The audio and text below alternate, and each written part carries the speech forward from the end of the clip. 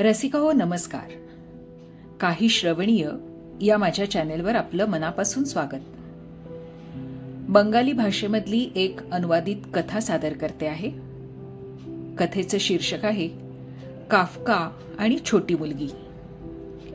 अनुवादक स्वाती दाढे, अभिवाचक नेहा पुजारी.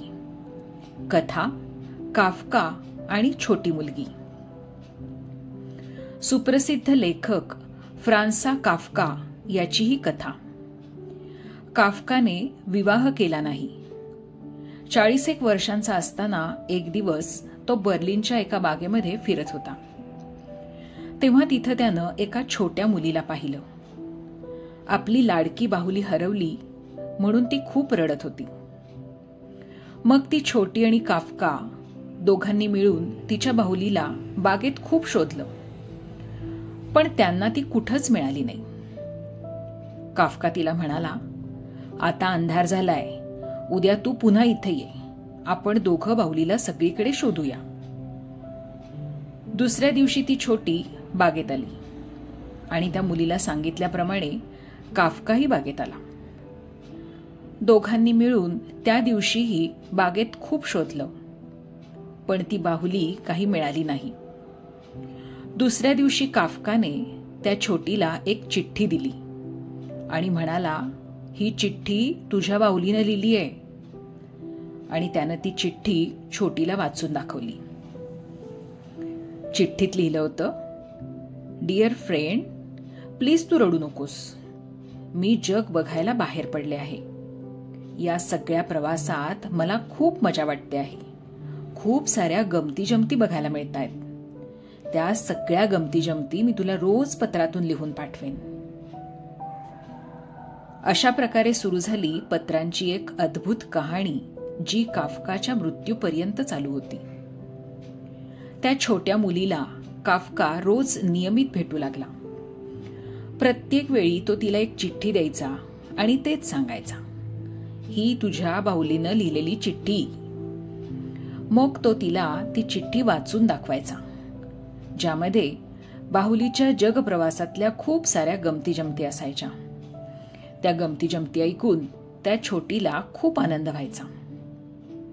त्यानंतर एक दिवस काफकाने एक छानशी बाहुली खरेदी केली. बागेत जाऊन त्या छोटीला दिली आणि म्हणाला, ही घे तुझी हरवलेली बाहुली. बाहुली पाहून छोटी लगेच म्हणाली, ही माझ्या बाहुलीसारखी मुळीच दिसत नाही, ही नाही माझी बाहुली. तेव्हा काफकाने छोटीला अजून एक चिठ्ठी वाचून दाखवली.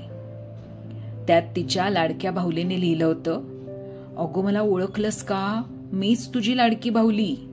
इतके दिवस प्रवास करता करता मी केवढी बदलून गेले बघ, म्हणूनच कदाचित तू मला ओळखलं नाहीस. हे ऐकून छोटीनं त्या नवीन बाहुलीला खूप आनंदानं प्रेमानं जवळ घेतलं आणि तिचे खूप सारे मुके घेतले. काफका आणि छोटी यांची मैत्री आता अगदी पक्की झाली होती. काही वर्षांनी काफका मरण पावला. आता ती छोटी मुलगी मोठी झाली होती, पण ती आता काफकाला विसरली होती. एक दिवस घरात काहीतरी शोधताना माळ्यावरच्या अडगळीत तिला ती बाहुली सापडली. जुनं काही आठवून तिनं ती बाहुली उलटसुलट करून पाहिली, तेव्हा त्या बाहुलीच्या आत तिला एक चिठ्ठी मिळाली.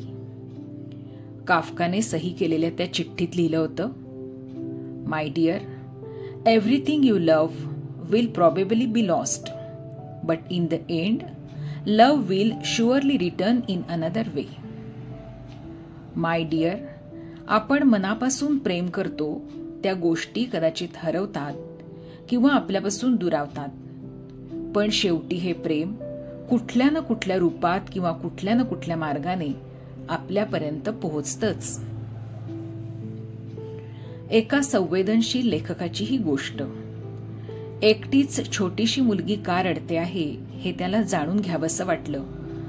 त्या छोटीच्या वाईट वाटण्याशी तो पटकन एकरूप झाला आणि किती छान पद्धतीने त्यानं त्या छोटीचं बाहुली हरवण्याचं दुःख दूर केलं, तिला आनंद दिला. म्हणून म्हणावंसं वाटतं, जाणेल अंतर्मन जो मुलांचे, जडेल नाते प्रभूशी तयाचे. एका सुंदर बंगाली कथेचा हा अनुवाद. अनुवादक स्वाती दाढे. रसिक हो, कथा कशी वाटली ते कमेंट करून नक्की सांगा आणि माझ्या चॅनेलला लाईक, सबस्क्राईब करा. धन्यवाद.